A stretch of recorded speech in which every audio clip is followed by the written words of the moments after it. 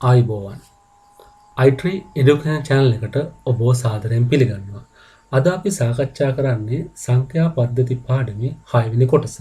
මේක ඉතාමත් වැදගත් කොටසක් වෙනවා. අපි මෙහිදී සාකච්ඡා කරන්නේ එකේ සහ දෙකේ අනුපූරකයේ සම්බන්ධයෙන්. අපි මේකට ඉංග්‍රීසියෙන් කියනවා ones complements and twos complement කියලා. ඉතින් පරිගණක අභ්‍යන්තරයේ ගණිත කර්ම සිද්ධ වෙන්නේ කොහොමද කියන එක ගැන දැනගන්න අපිට අනිවාර්යෙන් එකේ අනුපූරකය සහ දෙකේ අනුපූරකය පිළිබඳව ඉතා හොඳින් අවබෝධ කරගත වෙනවා. මේ පාඩම විශේෂයෙන්ම උසස් පෙළ සිසුන්ට සහ පරිගණක ඩිප්ලෝමා හදාරන පරිගණක උපාධි හදාරන සිසුන්ට ඉතාමත් විශේෂයි. මෙම කොටස තුළින් අපිට පරිගණක අභ්‍යන්තරයේ ගණිත කර්ම සිද්ධ වෙන්නේ කොහොමද කියන එක ගැන ඉගෙන ගන්න පුළුවන්. ඉතින් අපි මේ පාඩමට එන්න අපිට මූලික දැනුමට අවශ්‍ය කරන වීඩියෝ මගේ channel එකේ තියෙනවා. ඉතින් ඔබට සංඛ්‍යා පාද පිළිබඳව මූලික දැනුම ලබා ගැනීමට අවශ්‍ය නම් ඒ වීඩියෝ ටික බලන්න පුළුවන්කම තියෙනවා. අපි කතා කරොත් සංඛ්‍යා සම්බන්ධයෙන් සංඛ්‍යා නිරූපණය කරන්න ක්‍රම රාශියක් පාවිච්චි කරනවා. පළවෙනිම ක්‍රම අපි කියනවා ලකුණු රහිත නිරූපණය කියලා. නැත්නම් කියනවා නිලකුණු නිරූපණය කියලා. අනිත් ඉංග්‍රීසියෙන් කියනවා unsigned presentation කියලා. අපිට සංඛ්‍යාවක් නිරූපණය කරන්න පුළුවන් ලකුණක් රහිතව. අපි දෙවෙනි ක්‍රමයට කියනවා ලකුණුවත් නිරූපණය කියලා. නැත්නම් අපි කියනවා මේකට sign magnitude presentation කියලා. තුන්වෙනි ක්‍රමය අපි කියනවා එකේ අනුපූරකය කියලා. අපි කියන්නේ මේකට ones complement කියලා. හතරවෙනි ක්‍රමයට අපි කියනවා දෙකේ අනුපූරකය කියලා. අපි ඉංග්‍රීසියෙන් කියනවා twos complement කියලා. ඉතින් අපිට පුළුවන් මේ සංඛ්‍යා රටා හතර පාවිච්චි කරලා මේ නිරූපණ ක්‍රම හතර පාවිච්චි කරලා යම් සංඛ්‍යාවක් පෙන්වන්න. මේ හැම එකටම ආවේනික හොඳ ලක්ෂණ සහ නරක ලක්ෂණ වාසි සහ අවාසි තියෙනවා. සැබෑවීම පරිගණකයේ පාවිච්චි කරන්නේ දෙකේ අනුපූරකය. ඒ නිසා අපි ඒ ගැන ඉතා හොඳින් අවබෝධ කරගන්න ඕනේ. අපි මේ හැම ක්‍රමයක් ගැනම දැන් පොඩ්ඩ ඉගෙන ගනිමු. මුලින්ම ලකුණු රහිත සංඛ්‍යා නිරූපණය. නැත්නම් අපි කියනවා නිලකුණු සංඛ්‍යා නිරූපණය. මේකෙදි අපි සාමාන්‍යයෙන් සංඛ්‍යාව පාවිච්චි කරනවා ලකුණක් නැතුව. ඇත්තට මේක අපිට පුළුවන් පෙන්වන්න ධන සංඛ්‍යා විතරයි. මේ බලන්න මේ සංඛ්‍යා 125 374 437 1.11 ද්විම සංඛ්‍යාවක් වශයෙන්. මේවායිද ලකුණක් නැහැ. නිසා මේවා නිරූපණය කරන්න පුළුවන් ධන සංඛ්‍යා විතරයි. හැබැයි ඔයගොල්ලෝ දන්නවා සාමාන්‍ය ජීවිතයට අපිට ඍණ සංඛ්‍යාත් අවශ්‍ය කරනවා. ඒ නිසා මේක අපිට සියලුම ගණිත ක්‍රම සඳහා ප්‍රමාණවත් වෙන්නේ නැහැ. හැබැයි සමහර අවස්ථාවලදී අපිට මේ නිලකුණු ක්‍රමය ලකුණු රහිත ක්‍රමයෙන් වැඩ ගන්න පුළුවන්. අපි ඍණ සංඛ්‍යා නැහැයි කියලා හිතුවොත් අපිට මේකෙන් වැඩ ගන්න පුළුවන්කම තියෙනවා. හොඳයි. අපි කතා කරන මේ ලකුණු රහිත නිරූපණයේදී අපිට ගන්න සංඛ්‍යා පරාසය මොකක්ද? අපි n කියන රටාව ගත්තොත් n බිටු ගානක් තියෙනවා කියලා හිතුවොත් අපි කියන n bit word කියලා n bit වචනයකදී අපිම සීමාව වෙන්නේ මොකද්ද? බිඳුවේ සිට ධන 2යි n බලය අඩු කිරීම 1යි. මේක අපි සීමාව වෙන්නේ. ඉතින් අපි බලන්න මෙන්න මේ පුංචි වගුවක් අය පෙන්නනවා. i බිටු 4ක් පාවිච්චි කරොත් අපේම සීමාව වෙන්නේ මේ සූත්‍රය දැස ගන්න පුළුවන් බිඳුවේ සිට ධන 15 දක්වා. එහෙනම් අපි පරිගණකයේ පාෂණ බිටු 4ක් නම් සංඛ්‍යා නිරූපණය අපිට 4 bit word එකක් කියලා. ඒක අපිට සංඛ්‍යා පරාස වෙන්නේ බිඳුවේ සිට 15 දක්වා විතරයි. i බිටු 4ක වචන පළලක් ගත්තොත් පරිගණකයේ නිරූපණයට අපිට පාවිච්චි කරන්න පුළුවන් රටාව වෙන්නේ රටා ගණන වෙන්නේ බිඳුවේ සිට 255 දක්වා රටා කොම 256ක් විතරයි. එහෙනම් ඔයගොල්ලන්ට මේ chart එක දැන් පුරව ගන්න පුළුවන්.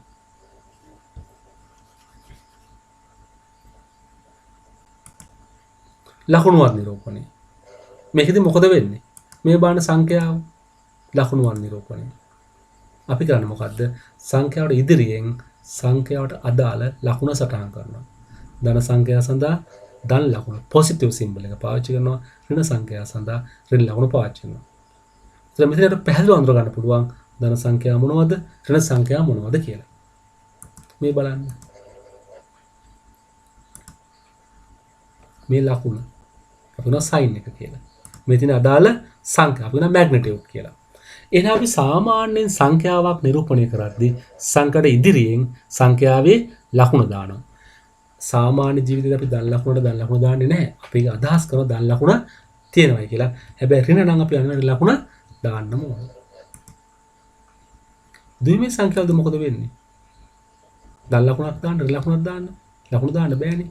කම්පියුටර් සේව් කරද්දී අපි කරන්නේ මොකද්ද මෙතනදී අපේ මුල්ම බිට් එක අපි කරනවා MSB කියලා නේ උපරි විසිරි සංඛ්‍යාංකය උපරි විසිරි බිටුව අයි මේක පාවිච්චි කරනවා ලකුණ පාවිච්චි කරන්න අපිට දෙන ඉලක්කම් දෙකයිනේ බිංදුව සහ එකනේ අයි මොකද කරන්නේ ධන සංඛ්‍යා වලදී පාවිච්චි කරනවා MSB එක මුල්ම අගය බිංදුව කියලා MSB ඍණ සංඛ්‍යා නම් පාවිච්චි කරනවා මුල්ම අගය 1 කියලා ඒක මතක තියාගන්න ඕන ලකුණුවත් නිරූපණයේදී ධන සංඛ්‍යා නිරූපණය කරද්දී පළවෙනි බිටුව පාවිච්චි කරනවා බිංදුව වශයෙන් ඍණ සංඛ්‍යාවලදී පළවෙනි බිටුව පාවිච්චි කරනවා 1 වශයෙන් එහෙනම් අපි උදාහරණයක් ගත්තොත් මේ බලන්න ධන 18 පෙන්වන විදිය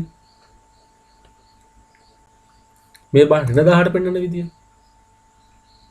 පේනවනේ ලකුණුවත් නිරූපණයේදී අපි පළවෙනි බිටුව පාවිච්චි කරනවා ලකුණ සඳහා අපි බිටු 8ක පළලක් ගත්තොත් අපිට බිටු 7ක් සංඛ්‍යාව සඳහා පාවිච්චි කරනවා මුල් බිටුව පාවිච්චි කරනවා ලකුණ සඳහා මේ තියෙන්නේ ලකුණ මේ තියෙන්නේ ලකුණුවත් බිටුවක් තියෙනවා අපි කියනවා සයින් බිට් කියලා සාමාන්‍ය දශමයේ සංඛ්‍යාවේදී ලකුණ කිව්වට ලකුණක් තිබුණාට ද්විමීය සංඛ්‍යාවේදී ලකුණක් පාවිච්චි කරන්න බෑ කම්පියුටරේ අපි පාවිච්චි කරනවා බිටුවක් ලකුණ සඳහා කරනවා මේ කියනවා ලකුණුවත් බිටුව කියලා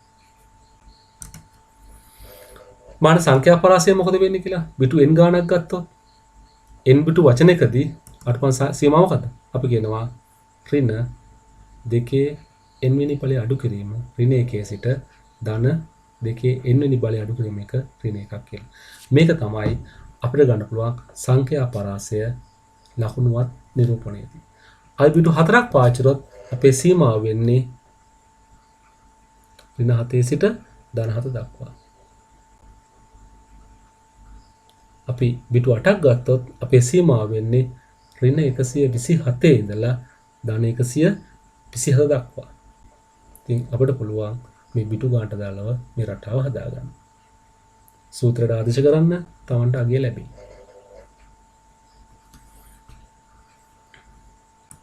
හොඳයි. අපි පොඩ්ඩක් ගණන් ටිකක් හදලා බලමු මේ ලකුණුවත් ක්‍රමය කොහොමද පාවිච්චි කරන්නේ කියලා. අපි මේ පුංචි උදාහරණ ටිකක් ගන්නවා. පළවෙනි බිටුව MSB සංඛ්‍යා ඉලක්කම් 3ක් තියෙනවා ඊටු ඒවා අපේ සංඛ්‍යාව. අපි එකතු කරමු. ඔය එකතු කරන්න දන්නවනේ. ඉතින් මේ දුවීමේ එකතු කිරීම ගැන අපි කතා කරා අපේ මුල් වීඩියෝ එකක. ඔයගොල්ලන්ට පුළුවන් ඒ වීඩියෝ එකෙන් මේ ගැන වැඩිපුර විස්තර ඉගෙන ගන්න. Tamante එක නුහුරුයි වගේ හිතෙනවා නම්. එකතු කරන්න අමාරු නම් අපි පහුගිය වීඩියෝ එක මේක ඉතා විස්තරාත්මකව කතා කරා. ඔයගොල්ලෝ ඒ වීඩියෝ එක බලන්න ඔයාලට මේක ඉගෙන ගන්න පුළුවන්. අපි එකතු කරනවා එහෙනම්. උත්තරේ දැන් කීයද වෙන්නේ? නේද? දැන් මුල් බිටුව මේක පළවෙනි සංඛ්‍යාව ඍණ සංඛ්‍යාවක් නේ. එහෙනම් අපිට අපි නිකමඩ බැලුවොත් මේක දැන් අපිට ඍණ සංඛ්‍යාවක්. එහෙනම් මුල් බිටුව අමතක කරන අපිට එන්නේ මොකද්ද? නේ? ඍණ 6යි. බලන්න ඇත්තට මේ මුල් සංඛ්‍යාව මොකද්ද කියලා? මේ මුල් සංඛ්‍යාව කීයද? ඍණ 3 එකතු වෙනව ධන 3. උත්තරේ කීයද? උත්තරේ බිංදුවයි. දැන් අපිට ද්විමීය සංඛ්‍යා ලැබිච්ච උත්තරේ හරිද වැරදිද? උත්තරේ වැරදි. තව එකක් එකතු කරමු අපි. එහෙනම් අපි එකතු කරනවා දැන්. මොකද එකතු කරන්න පුළුවන්. අපි එකතු කරා අපිට මෙහෙම උත්තරයක් ආවේ. උත්තරේ ඍණ 7යි. ඒ මුල් සංඛ්‍යාව මුල් බිටුව ලකුණ එහෙනම් එක තිබ්බොත් ඍණ සංඛ්‍යාවක් එහෙනම් අපි ලැබෙන වටිනාකම වෙන්නේ ඍණ 7යි. ඇත්තටම මොකද්ද? මේක එකතු බලන්න මුල් සංඛ්‍යාව බිංදුව 1යි නේ. එහෙනම් 1 ධන ඍණ 6යි. මේක එකතු වෙන්නේ ඍණ 5ක් වෙන්න ඕනේ. උත්තරේ හරියද? උත්තරේ වැරදි. අපි බලමු තව එකක් අරගෙන එකතු කරන්න. මෙහෙම උත්තරේ එන්නේ. ඇත්තටම දැන් මේ ද්විමීය සංඛ්‍යාවෙන් උත්තර බල කී දෙන්නේ? ඍණ 6යි. හැබැයි අපි දන්නවා මේ සංඛ්‍යාව කීයද? 7 ධන 7. 14යි නේ. ඒත් උත්තරේ වැරදි. එහෙනම් මේ ලකුණුවත් බිටුව පාවිච්චි කරලා ගණිත කර්ම කරන්න හැදුවොත් අපි පරිගණකයේ මෙන්න මේ විදිහට අපි ලැබෙන උත්තර එහෙනම් මේක අපේ සාර්ථක ක්‍රමයක් නෙමෙයි. මේ ක්‍රමෙන් අපිට පරිගණකය තුලදී ගණිත කර්ම කරන්න පුළුවන් කමක් නැහැ. ඒක නිසා අපි මේකේ දකිනවා පුංචි ගැටලු ටිකක්. පළවෙනි ගැටලුව තමයි එකතු කිරීම අඩු කිරීම නිවැරදිව කරන්න අමාරුයි සංකීර්ණ දෙයක්. ඒ වගේම මේකේ අපිට බිඳුව ගැන කතා කරොත් බලන්න. බිඳුව සඳහා අගයන් දෙකක් පවා දෙනවා. බිඳු 4ක් දැම්මොත් ධන බිඳුවයි. 1.3කයි දැම්මොත් ඍණ බිඳුවයි. මේ ගැටලු වලට උත්තරේ මොකක්ද? අයිමඩ පාචනවා තව ක්‍රම දෙකක්. ඒ තමයි එකේ අනුපූරක නිරූපණය සහ දෙකේ අනුපූරක නිරූපණය. ඒ නිසා අපිට මේ ගැටලු විසඳන්න පාවිච්චි කරනවා එකේ අනුපූරක ආකාරයයි දෙකේ අනුපූරක. ones complement and twos complement. අය බලමු මුලින්ම එකේ අනුපූරකයේ සම්බන්ධය. එකේ අනුපූරකය. මොකක්ද එකේ අනුපූරකය කියලා කියන්නේ? මේකෙදී ධන සංඛ්‍යා අපි නිරූපණය කරනවා සාමාන්‍ය ලකුණුවක් තමයි විදිහටම. ඒ කියන්නේ මුල් බිටුව බිඳුවයි එතුළු ලකුණු ලියනවා. ඍණ සංඛ්‍යාවලදී මොකද කරන්නේ? ඍණ සංඛ්‍යාවලදී මොකද කරන්නේ? අර ධන සංඛ්‍යාවේ නිලකුණු අවස්ථාව අරගෙන ලකුණු නැතුව අපි හිතලා ඔක්කොම ටික පෙරලනවා අනිත් පැත්තට. ඒ කියන්නේ එකේ ටික බිඳු කරනවා බිඳු ටික එක් කරනවා. ඔයාලා දන්නවා මුල් එක ඍණ නිසා එකයි. ඒ නිසා එක දාගෙන ඉතුරු ටික ඔක්කොම අනිත් පැත්ත හරවනවා. ඔන්න බලන්න. මේ බලන්න. දශමය 5. නිලකුණු කියන්නේ බිඳුවයි 1.1යි. ලකුණු මාත්‍රමේ ධන සංඛ්‍යාවක්නේ. ඒ විදිහ. මොකද ලකුණු බිඳුවයි. එකේ අනුපූරකයේ ධන සංඛ්‍යාව කිසි වෙනසක් කරන්නේ නැහැ, පරිවර්තනය කිරීමක් නැහැ. ඒ වගේම ලියනවා. බලන්න ඍණ වුණොත් මොකද වෙන්නේ කියලා. නිලකුණු එක ලිව්වා බිඳුවයි 1.1යි. ලකුණුවත් නම් පළල් පිටුව ඍණ නිසා 1 ලිව්වා. එහෙනම් ලියනවා 1.1. එකේ අනුපූරකය මොකද කරන්නේ? අපේ නිලකුණු ද්විමීය සංඛ්‍යාව හරවන අනිත් පැත්ත. එහෙනම් වෙන්නේ මොකද්ද? එක අපි දාගන්න ඕනේ එක බිට් එකනේ. ලකුණුවත් බිටුවනේ. එක දාගත්ත එක. එහෙනම් අර තිබිච්ච 1.1 අනිත් පැත්ත හරවනවා. අපිට එන්නේ 0.1. මේ සංඛ්‍යාව බලන්න. 9. අපි බිටු 8ක් ගත්තා දැන්. ලකුණුවත් ක්‍රමයේදී වෙනසක් නැහැ. එකේ අනුපූරකයේදී වෙනසක් නැහැ. ඇයි? ධන සංඛ්‍යා මුකුත් වෙනසක් කරන්නේ නැහැ. මේ බාහිර සංඛ්‍යාව ප්‍රේරාමය මොකද කරේ? නිලකුණු එක ලිව්වා. ලකුණුවත් නම් පල්ලි බිට් එක අපි එක කරා. එකේ අනුපූරකය කරන්නේ මොකද්ද? අපි පළවෙනි එක එහෙම තියලා අනිත් එක දෙපැත්ත හරවනවා. හැබැයි මේක මතක තියාගන්න මේ හරවන්නේ නිලකුණු එක හරවන්නේ. නිලකුණු එක අපි අනිත් පැත්ත හරවනවා. කිසි ගැටලුවක් නැහැ. අපිට පාසයෙන් මේක අනිත් පැත්ත හරව ගන්න පුළුවන්. නිලකුණු කොටස හරවනවා. හොඳයි. මේකත් අපිට පුළුවන් හරව ගන්න. තේරුණානේ? එකේ අනුපූරකදී ධන සංඛ්‍යා ඒ ආකාරයෙන්ම තියෙනවා. ඍණ සංඛ්‍යාවලදී මොකද කරන්නේ? සංඛ්‍යාවේ බිඳු ටික අනිත් පැත්ත හරවනවා. ඒ කියන්නේ බිඳු ටික එක කරනවා. එකේ ටික බිඳු කරනවා. එහෙනම් අපි බලමු මේකෙන් පුංචි දෙයක් කරන්න. බලන්න මේ ටික පුරව ගන්න පුළුවන්ද කියලා ඔයගලන්ට. ටක් ගාලා පුරවන්න බලන්න එහෙනම්.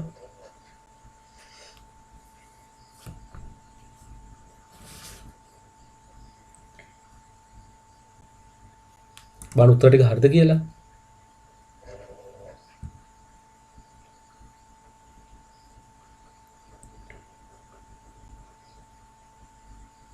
විශේෂ අවස්ථාවක්. බිඳු. ධන බිඳුවයි ඍණ බිඳුවයි. නේ පේනවනේ? මේ ගැටලුවක්. අපි තව ටිකකින් කතා කරනවා. එකේ අනුපූරකයේ බිඳුව පෙන්නකොට ක්‍රම දෙකක් තියෙනවා.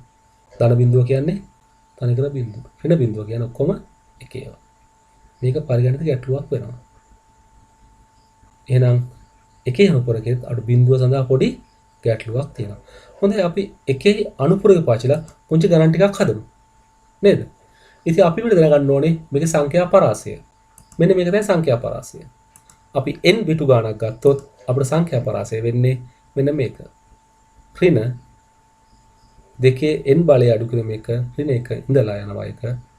ධන දෙකේ n ඍණ එකේ බලය අඩු කිරීම එක. අයි බිටු 4ක් ගත්තොත් පරාසය වෙන්නේ ධන 7 සිට ඍණ 7 දක්වා. බිටු 8ක් ගත්තොත් පරාසය වෙන්නේ ඍණ 7 සිට ධන 127 දක්වා.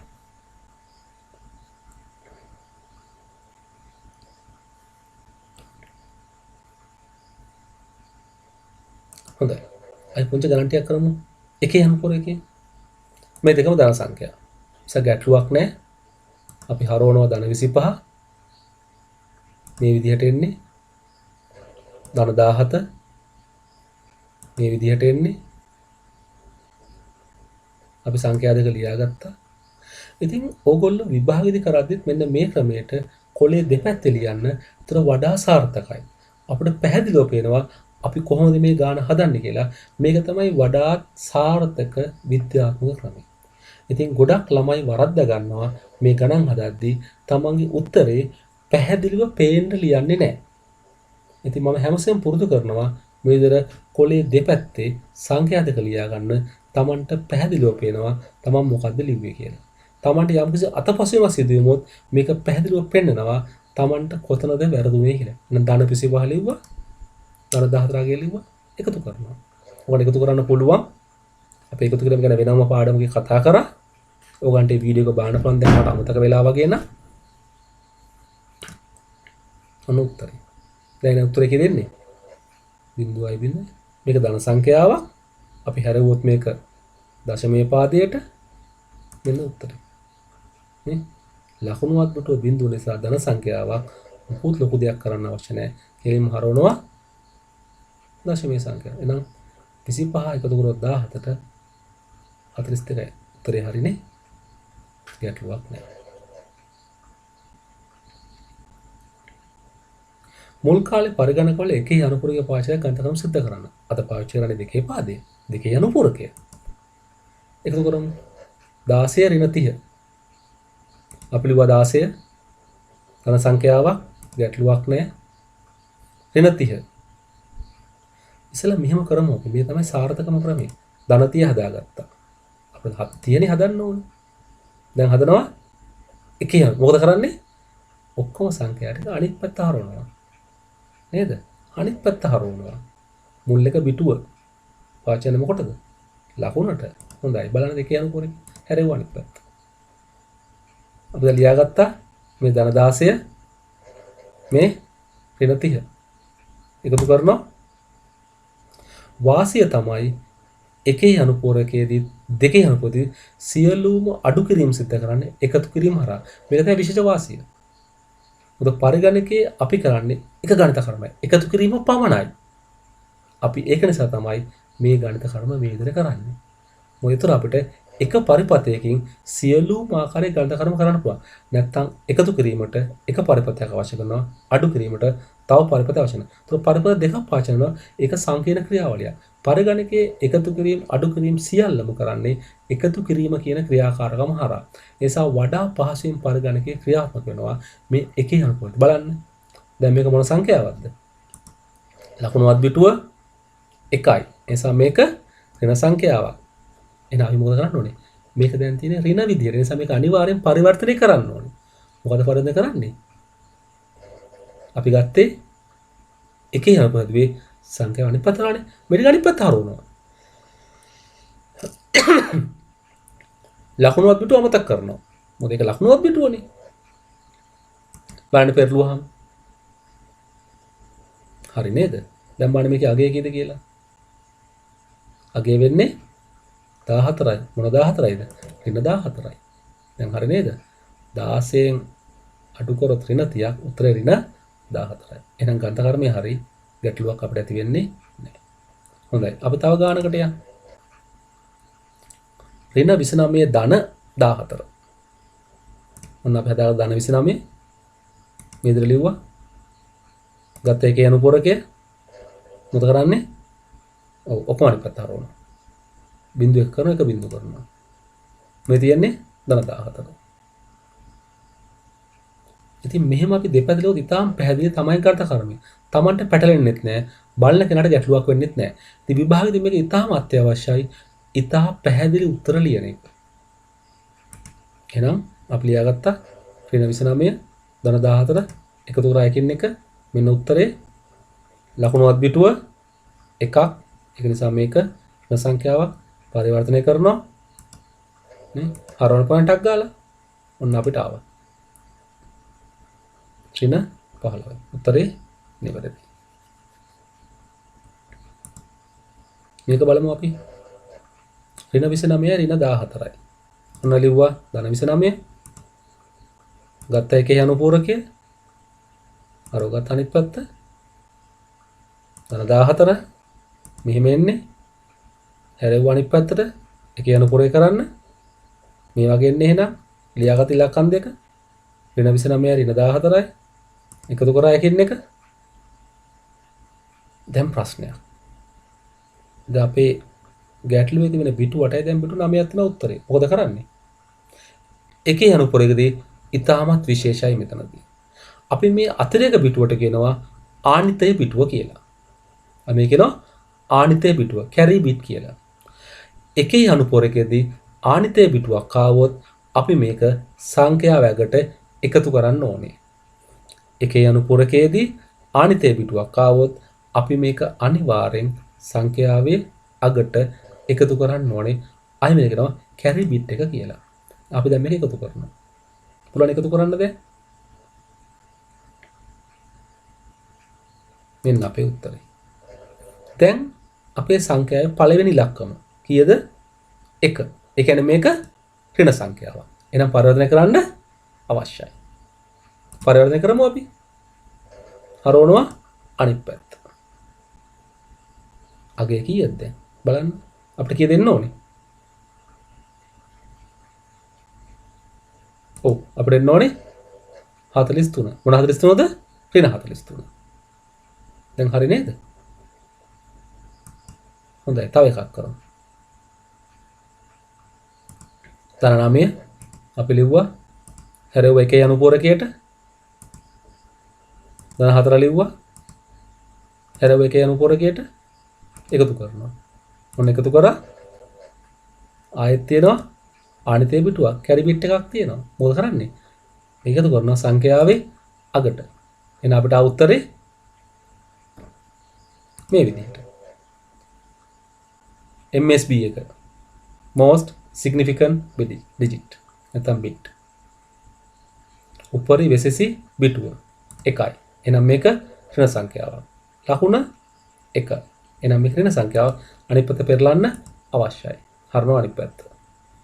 එහෙනම් උත්තරය වෙන්නේ ඍණ 9 ඍණ 4 ඍණ 13යි. පේනවනේ? එහෙනම් අපිට ගාන්ඨකරණ විදිහට සිද්ධ වෙනවා.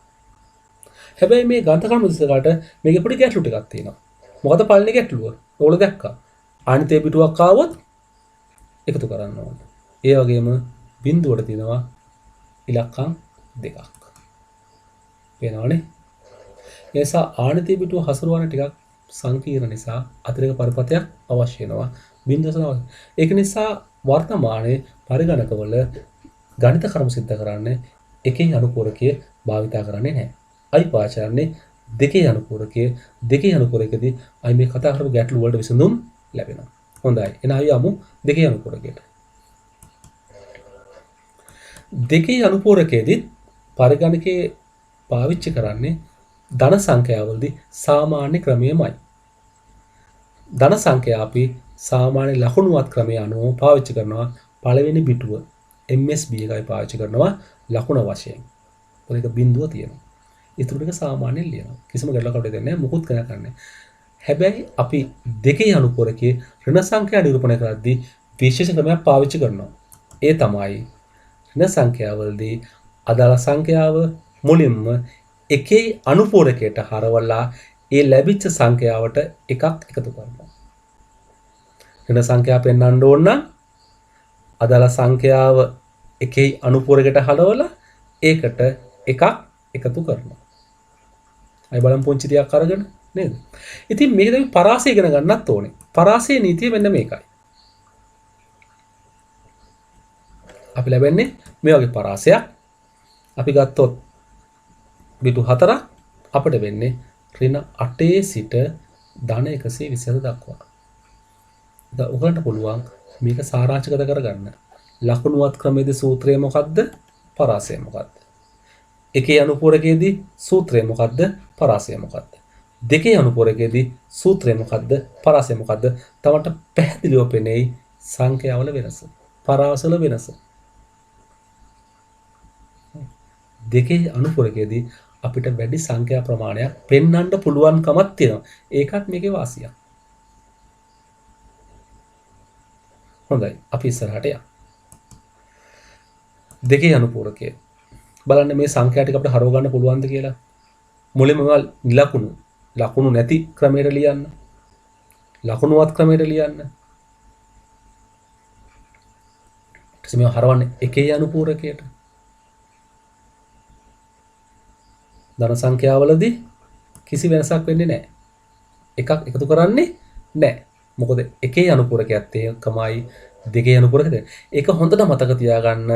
ධන සංඛ්‍යාවලදී සංඛ්‍යාව සාමාන්‍ය ආකාරයෙන්ම තියෙනවා. කිසි වෙනසක් කරන්නේ නැහැ. මේ ඔක්කොම කතා අපිට හම්බ වෙන්නේ ඍණ සංඛ්‍යාව සඳහා තමයි. ඍණ සංඛ්‍යාවලදී එකේ අනුපූරකයට නම් සංඛ්‍යාව අනිත් පැත්ත හරවනවා. දෙකේ අනුපූරකයට නම් ඒ හරවපු එකට එකේ අනුපූරකයට එකක් එකතු කරනවා. හරි නේද? 45 ඍණ 45 හරවගත්තද?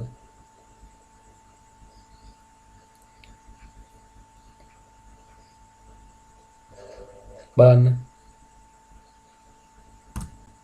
හරි නේද? ධන 87 හරවනවද? හරවන්නේ නැහැ. හරවන්න අවශ්‍යතාවයක් ධන සංඛ්‍යාව සාමාන්‍ය විදිහටම ලියනවා. නිලකුණු එකත් ඒකමයි, ලකුණුවත් එකත් ඒකමයි, එකේ අනුපූරකයත් ඒකමයි, දෙකේ අනුපූරකයත් ඒකමයි. අය බලන්න බිඳුව වෙන්නට මොකද වෙන්නේ කියලා නේ? බිඳුවට වෙන්නේ මොකද කියලා ඔන්න බලන්න. දැන් බිඳුව දෙකේ අනුපූරකවම අපිට එකක් වැඩිපුර ආවනේ. එක බිඳුවක් වැඩිපුර වෙනවා. මොකද කරන්නේ මේකට? මේ ආනිතේ පිටුව. දෙකේ අනුපූරකයේදී ආනිතේ පිටුවක් ආවොත් කැරි බිට් එකක් තිබුණොත් අපි මේක නොසලකා හරිනවා. අතල දානවා. ගණන් ගන්නෙ නැහැ. දෙකේ අනුපූරකයේදී ආනිතේ පිටුව අතහැරලා දානවා. ඒක තමයි ඊළඟ වාසිය. එකේ අනුපූරකයේදී ආනිතේ පිටුවක් තිබුණොත් ඒක එකතු කරන්න ඕනේ. හැබැයි දෙකේ අනුපූරකයේදී ආනිතේ පිටුව නොසලකා හරින නිසා අපිට අතිරේක පරිපතයක් ගැන හිතන්න අවශ්‍යතාවයක් නැහැ. ඒ නිසා ගණිත කර්මය කිරීම පරිගණකයට වඩාත් පහසු වෙනවා. ඉතින් මේකයි මොකද කරන්නේ? නොසලකා අතල දානවා. අපිට ගැටුවක් වෙන්නේ නෑ. ඒ නිසා දෙකේ අනුපූරකයේදී ආනිතේ පිටුව හැමතිස්සෙම අපි නොසලකා හරිනවා. හොඳයි. අපි බලමු මේ ගණිත කර්මය. සංඛ්‍යා දෙකම දාන අවගණන කරන්න පුළුවන්. අපි එකතු කරනවා. ms එක බිඳුවයි. ඒ නිසා ධන සංඛ්‍යාවක් විශේෂ පරිවර්තනයක් අවශ්‍ය කරන්නේ නැහැ. හරනවා දශමික පාදයට. මේක බලන්න. 32 ධන සංඛ්‍යාවට සෑම ලිව්වා. ඍණ 13. මොලෙම ලිව්වා ධන 13. හැරෙව්වා එකේ අනුපූරකයට. වන්ස් කම්ප්ලිමන්ට්. කොහොමද ගණිත පැත්ත හරවන්න? මොකද කරන්නේ? දැන් හරවන්න ඕනේ දෙකේ පාදයට. මොකද කරන්නේ? එකක් එකතු කරනවා. දෙකේ අනුපූරක හරවන පියවර දෙකයි. මුලින්ම හැරෙව්වා එකේ අනුපූරකයට ඒකට එකක් එකතු කරා. හොඳ උත්තරය ආවා. අපි එකතු කරනවා ධන 32 සහ ඍණ 13. එකතු කිරීමක් කරනවා. ඔය වාසිය දැන් දන්නවා. එකේ සහ දෙකේ අනුපූරකදී එකතු කිරීම අඩු කිරීම සියල්ලම කරන්නේ එකතු කිරීම හරහා. මොන එකතු කරා?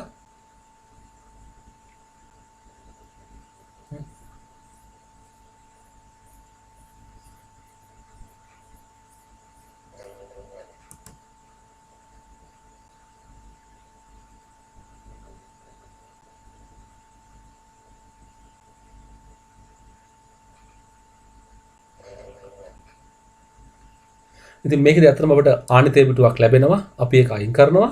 ඔයාලට කිව්වා. මේ සංඛ්‍යාව වෙන්නේ නේ? ආනිතේ පිටුව මොකක්වත් අතාරිනවා. ඒක උනත් බිඳුන අපි ඒක අතහැලා දානවා. එහෙනම් ලකුණුවත් පිටුව බිඳුව නිසා කිසි ප්‍රශ්නයක් අපිට ලැබෙන්නේ ධන සංඛ්‍යාව. එහෙනම් කෙලින්ම අපි හරනවා මේක දශමික පාදයට. අපිට ලැබෙන වෙන අගයනේ ධන 19.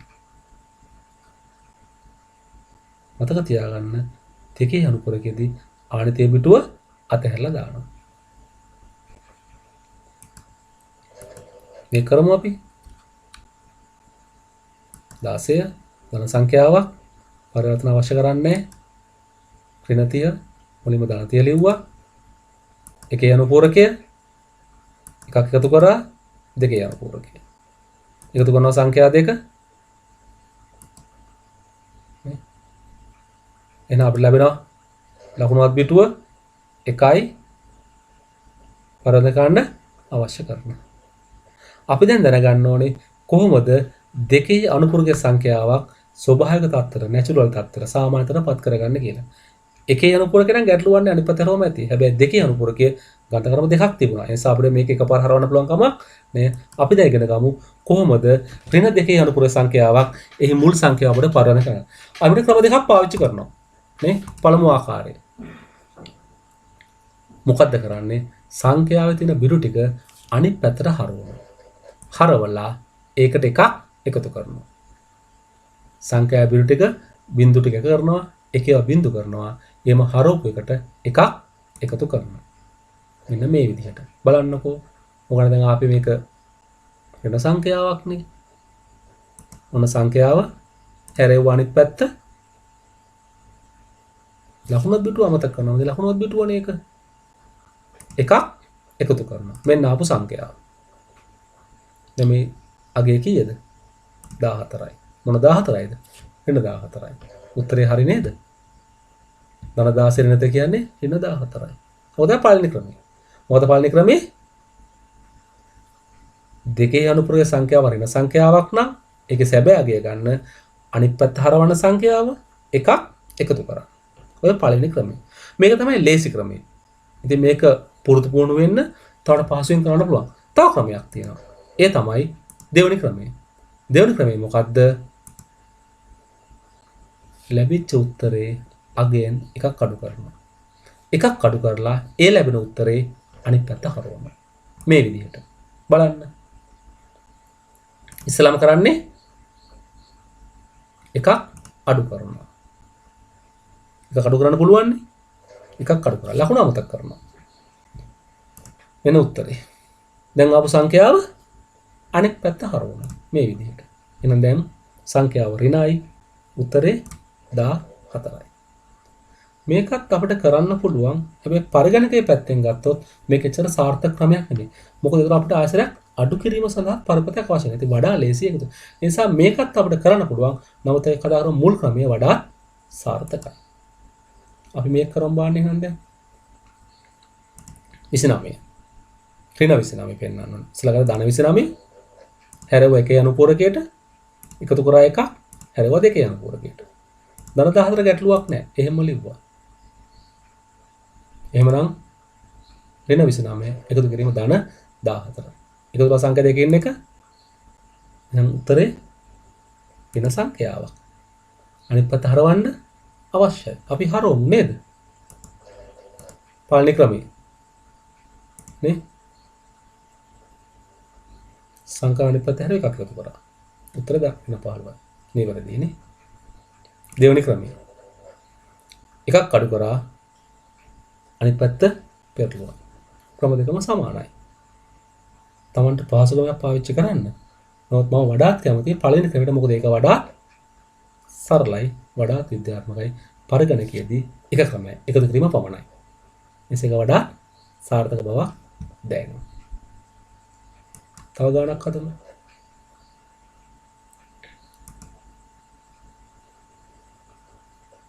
14 පුළුවන් නේ හරව ගන්න. එකතු කරනවා.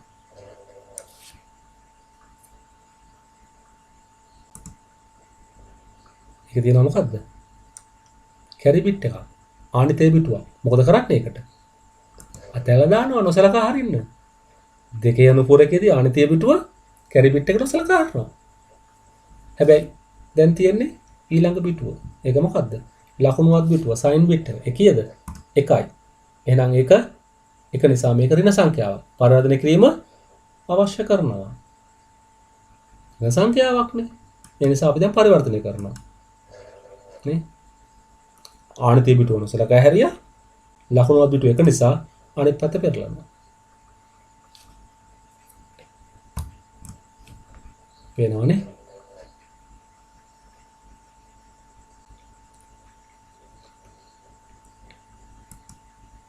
මේකත් කරමු අපිනේ. දෙකේ අනුපුර කියමු. ඍණ 9. මේ ඍණ 4.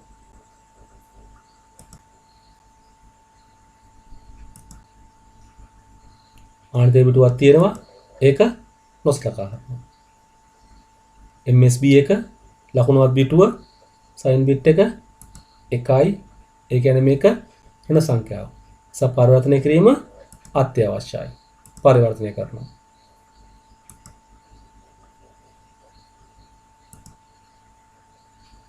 හරි නේද උත්තරේ? පේනව නේද? එහෙමනම් අපිට පුළුවන් තව පොඩි දෙයක් කතා කරන්න. ඒ තමයි ඕවර්ෆ්ලෝ. උතුරා යෑම නැත්නම් පිටාර ගැලීම කියන එක. මොකක්ද මේක? මේක ඊටාම වැදගත් කතාවක්. ඒ තමයි සාමාන්‍යයෙන් ගණිත කර්මයක් සිද්ධ කරද්දී අපිට ලැබෙන උත්තරේ අපි අර පෙන්නපු සංඛ්‍යා පරාසයෙන් පිටතට යනවා නම් අපි කියනවා උතුරා යෑම කියලා. මතකයි අපි සංඛ්‍යා පරාස ලියාගත්තා. කිසියම් අවස්ථාවකදී අපේ සංඛ්‍යාව ඒ පරාසයෙන් පිටතට විහිදෙනවා නම් අපි කියනවා උතුරා යනවා කියලා. මේක ඇතුළේ ප්‍රධාන විදිහ තමයි අයිපාචන පිටු ගාන. පිටු ගාන ප්‍රමාණවත් නොවන විටදී අපේ සංඛ්‍යාව උතුරා යාමට ලක් වෙනවා. ඉතින් මේක පරිගණකයේදී ගැටලුවක් වෙනවා. මොකද අපේ ගණිත කර්මයේ වැරදි උත්තරයක් දෙන්න පුළුවන් මේ උතුරා යාම සිද්ධ වුණොත්. ඒ නිසා මේක පරිගණකයේ පරීක්ෂා කරන්න අවශ්‍යයි උතුරා යාමක් සිද්ධ වෙනවද කියලා. ඉතින් මේකේ නීති රීති ටිකක් තියෙනවා. මොකද සරල නීතිය? බලන්නකෝ පිටු 8ක නිලකුණු එකක් ගත්තොත් ඔන්න අපේ සීමාව අපි දන්නවා දැන්. පිටු 8ක් ගත්තොත් අපි එකතු කරනවා මේ දෙක. අපි දශම එකතු කරමු. 320ක් ආවනේ. හැබැයි සීමාව කොච්චරද? 255යි. ඒ කියන්නේ උතුරා යනවා. බලන්න. මේ බලන්න එකතු කරොත් එකක් වැඩි නේද? එක පිටුවක් වැඩි. මේක තැම්පත් කරන්න පුළුවන්ද? තැම්පත් කරන්න බෑ. එහෙනම් පිටු ගන්න ඉතින් අපිට මේක උතුරා යනවා. එහෙනම් මෙහෙම ගානක් අපිට හදන්න පුළුවන් කමක් නැහැ. අපේ පරිගණකයේ සීමාව පිටු 8ක් නිසා පිටු 9ක් ආපු ගමන් අපිට උත්තරේ වර්ධනය. මේක අතරේක පිටුවක්. ඒක හසුරවන ක්‍රමයක් නැති නිසා අපිට ගාන වර්ධනය. අපි ඒක අමතක කරලා ගණන් හදුවොත් මේක උත්තර වෙන්නේ 64 කියන්නේ වැරදි. පේනවනේ? හොඳයි. මේ බලන්න ලකුණුවත් ක්‍රමයේ ගත්තොත් ලකුණු දාගත්තා. සීමාව ඔයගොල්ලෝ දන්නවා. මොන ලකුණු දාගත්තා? අපි එකතු කරනවා මේ සංඛ්‍යා දෙක. අපි ලැබෙන උත්තර වෙන්නේ 225යි. සීමාවෙන් පිට. මේ බලන්න එකතු කරමු අපි. දැන් මොකද උනේ? පළවෙනි පිටුව 1යි ලකුණුවත් පිටුව 1යි. එහෙනම් මේක ඍණ සංඛ්‍යාවක්. කවදාවත් වෙන්න පුළුවන්ද? කවදාවත් වෙන්න බෑ. උත්තරේ වැරදි. දැන් පේනවනේ? තව ටිකක් ඉස්සරහට යන්න. එකේ යන පූරකේ. ඔන්න අපි එකතු කරා. ද්විමේ සංඛ්‍යා එකතු කරමු. මෙන්න ආ උත්තරේ මොන සංඛ්‍යාවද? ඍණ සංඛ්‍යාව. අපි අනිත් පැත්තට පෙරලා ගන්න පුළුවන් නේද? උත්තරේ හදාගත්තොත් උත්තරේ නැති යනවා. ඒත් උත්තරේ වැරදි. එතකොට මේකේ නීතිය හදාගන්නවා. දැන් අපිට නීතිය මේක හදා ගන්න පුළුවන්. එකේ යන පූරකේ. තව එකක් ගමු. ඍණ සංඛ්‍යා දෙකක්. ඔන්න ගත්තා.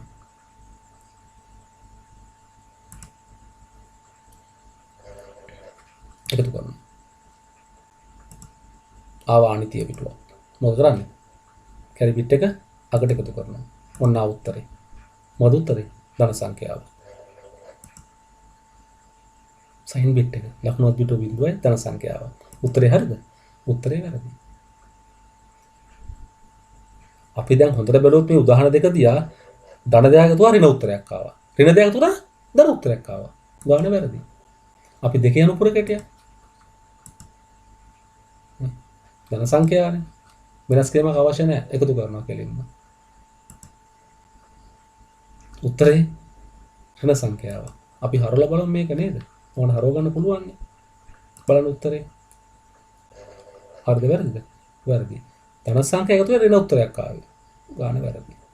උත්තරේ වැරදි. බලන්න මේ දෙක ඍණ සංඛ්‍යාව එකතු කරනවා කියන එක.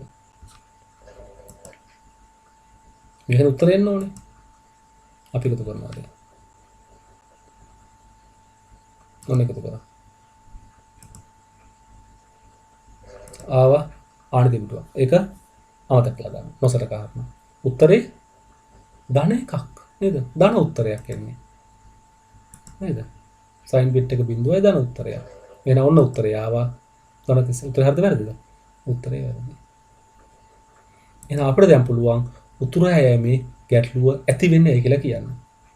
උතුරා මෙන්න මේ අවස්ථා දෙක උතුරාමක් ඇති වෙනවා. ඒ තමයි ධන සංඛ්‍යා දෙකක් එකතු කරාම ඍණ උත්තරයක් හම්බ වෙනවා නම්. ඍණ සංඛ්‍යා දෙක එකතු කරාම ධන උත්තරයක් හම්බ වෙනවා නම් අපේ ගණිත කර්මයේදී උතුරාම සිද්ධ වෙනවා. එහෙම නැත්නම් අපේ පිළිතුරට ලැබෙන්නේ විරුද්ධ ලකුණක් නම් ධන දෙක එකතු කරලා ඍණ නම් ඍණ දෙක එකතු කරලා ධන නම් අපිට ලැබෙන උත්තරේ විරුද්ධ ලකුණ ලැබෙන නිසා ඒ තමයි අපිට උතුරා යෑම ඇති වෙනවා. ඒ කියන්නේ අපේ සංඛ්‍යාව තියෙන්නේ කම්පියුටරේ ගණන් පරාසයෙන් පිටත. ඒ නිසා පරිගණකයේ මේක වළක්වන්න එකක් තමයි අපි කරන්නේ පරිගණකයේ පස්සේ පිටු ගාන වැඩි කරගෙන වැඩි කරනවා. ඔයාලා දන්නවා මුල්ම කාලේ පාවිච්චි කරේ බිට් 8ක පරිගණකයක්. හැබැයි අද අපි පාවිච්චි කරන්නේ බිට් 64ක පරිගණකයක්. ඔයාලා දැන් පේනවා බිට් 64ක් පාවිච්චි කරොත් සංඛ්‍යා පරාසය කොච්චරද කියලා. අපි මුලින් පෙන්වන්නේ සංඛ්‍යා පරාසය. ගණන් හදලා බලන්න බිට් 64ක පරිගණකයේදී වර්ඩ් සයිස් එක වචනයක පළ බිටු 64ක් නම් අපේ ගණිත කර්මයේ ලබන්න පුළුවන් සංඛ්‍යා සීමාව කොච්චරද කියලා. ඉතින් මේ දැනුම අරන් ගිහිල්ලා මෙන්න මේ අභ්‍යාස සිද්ධ කරන්න. අභ්‍යාස 17. ඉතින් අපි මුලින් කිව්වා වගේ අනිත් උඩ කිව්වා වගේ මේක කරලා ඔකට පුළුවන් මගේ ඊමේල් ඇඩ්‍රස් එකට මේ උත්තර ටික ඊමේල් කරන්න. ඒතර මට පුළුවන් මේ උත්තර ටික බලලා මේකට අවශ්‍ය කරන කමෙන්ට් එක තමන්ට ලබා දෙන්න. ඒ වගේම ඔලෝ සම්බන්ධ වුණොත් අපේ Google Class එකට Google Class එකට පුළුවන් මේකේ සම්බන්ධතාව සටහන් සහ තව ගැටලු වලට උත්තර ලබා ගන්න. ඉතින් තමන්ට පුළුවන් මගේ YouTube channel එකට subscribe කරන්න, like එකක් දාන්න, මේක තමන්ගේ යාළු මිතුරු අතරේ share කරන්න. ඒ අතරෙම තමන්ගේ නම, පාසල සහ ඉගෙන ගන්න පන්තිය මට ඊමේල් කරොත් මට පුළුවන් තමන්ට එවන්න Google Classroom එකට සම්බන්ධ වශයෙන් කෝඩ් එක. මේ කෝඩ් එක පාවිච්චිලා මගේ Google Class එකට සම්බන්ධ වෙලා තමන්ට වැඩිපුර අධ්‍යයනයක් නොමිලේම ලබා ගන්න පුළුවන්කම තියෙනවා. ඉතින් අපි බලාපොරොත්තු වෙනවා මේ ගැටලු වලට උත්තර තමන් සකස් කරලා මට එවයි කියලා. මගේ පන්තිල සිසුන් අනිවාර්යයෙන් මේවට උත්තර ලියලා තමන්ගේ නමයි, තමන් ඉගෙන ගන්න ආයතනයේ නමයි, තමන්ගේ ශ්‍රේණියයි සටහන් කරලා මට ඊමේල් කරන්න අවශ්‍යයි. මගේ පන්තිල සියලු සිසුන් මේ අභ්‍යාස සිද්ධ කරලා මේ අභ්‍යාස වල උත්තර මට ඊමේල් කරන්න අවශ්‍යයි. තමන්ගේ නම, ශ්‍රේණිය සහ තමන් ඉගෙන ගන්න ආයතනයේ නම දාලා.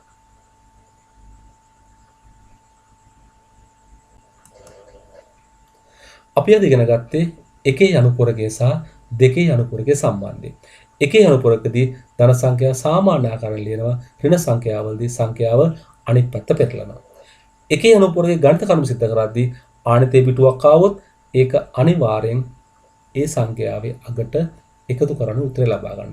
ලැබිච්ච උත්තරේ ඍණ සංඛ්‍යාවක් නම් ඒ කියන්නේ ලකුණුවත් පිටුව එක නම් ඒක ඍණ සංඛ්‍යාවක්. අනිවාර්යෙන් සැබෑ අගය ගන්න ඒක අනිත් පැත්තට පෙරලන්න අවශ්‍ය කරනවා. දෙකේ අනුපුරකදී ධන සංඛ්‍යා සාමාන්‍ය ආකාරයෙන් පෙන්නනවා. ඍණ සංඛ්‍යාව පෙන්නන්නේ මොකද්ද? කොයි විදිහටද? අදාළ සංඛ්‍යාවේ එකේ අනුපුරකය අරන් ඒකට එකක් එකතු කරනවා. ඒ වගේම දෙකේ අනුපුරකයේ පාවිච්චිලා ගණිත කර්ම සිද්ධ කරද්දී ආණිතේ පිටුවක් හම්බුනොත් ඒක නොසලකා හරිනවා. උත්තරේට ඍණ එකක් හම්බුනොත් ඒ කියන්නේ ලකුණුවත් පිටුව එක නම් ඒක ඍණ සංඛ්‍යාව. උත්තරේට ඍණ සංඛ්‍යාව ලැබුණොත් ඒක අපි මුල් සංඛ්‍යාවට පත් කරගන්න ඕනේ. ඒක කරන්න ක්‍රම දෙකක් තියෙනවා. එකක් තමයි අදාළ සංඛ්‍යාව අනිත් පැත්ත හරවලා එකක් එකතු කරනවා. එහෙම නැත්නම් දෙවෙනි ක්‍රමය තමයි ලැබිච්ච සංඛ්‍යාවෙන් එකක් අඩු කරලා අනිත් පැත්ත හරවනවා. ඉතින් පරිගණකයේදී පාවිච්චි කරන්නේ දෙකේ අනුපුරකේ මේකේ විශේෂ වාසිය ගොඩක් තියෙනවා. එකක් තමයි බිඳුව සඳහා තියෙන්නේ එකාගයක් සියලුම එකතු කිරීම අඩු කිරීම සිද්ධ කරන්නේ එකතු කිරීම හරහා. ආණිතේ පිටුව නොසලකා හරින නිසා අතිරේක පරිපථයක් අවශ්‍ය කරන්නේ කාර්යක්ෂමව ගණිත කර්ම ගන්න මිනිසා හැකියාව ලැබෙනවා. ඒ නිසා වර්තමානයේ පරිගණකවල සියලු ගණිත කර්ම සිද්ධ කරන්නේ දෙකේ අනුපුරකයේ පාවිච්චි කරලා. ඉතින් අද අපි 6 වෙනි කොටස මෙතනින් අවසන් කරනවා. ඉතින් මම හිතනවා ඔයගොල්ලෝ මේකෙන් අනුපූරක කතා ගැන බොහෝ දේවල් ඉගෙන ගන්න ඇති කියලා. ඉතින් මම ඔයගලන්ට ඉල්ලීමක් කරනවා මේ channel එකට subscribe කරන්න. ඒ වගේම මේ වීඩියෝස් ටික තමන්ගේ යාළු මිතුරු අතරේ share කරන්න. ඒ අතරෙම like එකක් දාන්න. ඉතින් තමන්ට වැඩිපුර ඉගෙන ගන්න පුළුවන් මගේ Google Classroom සම්බන්ධයෙන් තමන්ගේ නම, පාසල සහ ශ්‍රේණිය මට ඊමේල් කරන්න. ඔකන මම එවන්නම් මගේ Google Classroom එකේ කෝඩ් එක තමන්ට එකෙන් බොහෝ දේවල් ඉගෙන ගන්නට පුළුවන් වේවි. ඉතින් ඔබ සැමට ස්තුතියි. සුබ දවසක්.